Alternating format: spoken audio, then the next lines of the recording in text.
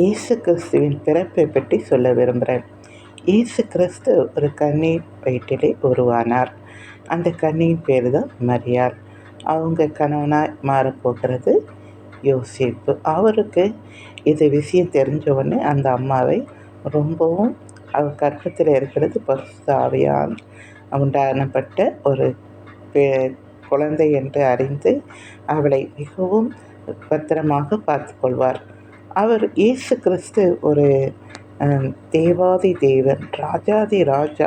அவர் தேவனுடைய குமாரன் என்று சொல்லப்படுகிற இவர் ஒரு கன்னி வயிற்றிலே உருவானால் அவர் ஒரு மாளிகையிலே ஒரு அரச குடும்பத்திலே உருவாகவில்லை. ஒரு ஏழை வயிற்றிலே அவர் உருவானார். அவங்க ஒரு குழந்தை காப்பாற்றுறதுக்காக மிகவும் கஷ்டப்பட்டார்கள். அந்த குழந்தையை பெற்றெடுக்க இடம் இல்லாமல் ஒரு மாட்டு தொழுவத்தில் அந்த குழந்தையை பெற்றெடுத்தார்கள். இப்படி வரணும்னு அவசியம் இல்லைல்ல.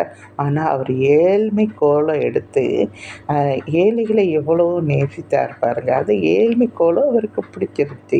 அந்த கோலத்தில் தான் அவர் வந்தார்.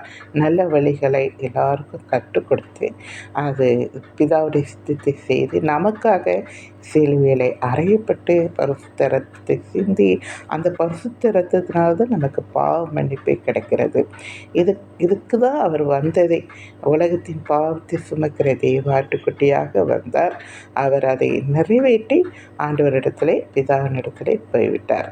உங்களுக்கு இதை நான் புரியணுன்றதுக்காக சொன்னேன். புரிஞ்சதா லைக் பண்ணுங்கள், மற்றவங்களுக்கு ஷேர் பண்ணுங்கள். தேங்க்யூ.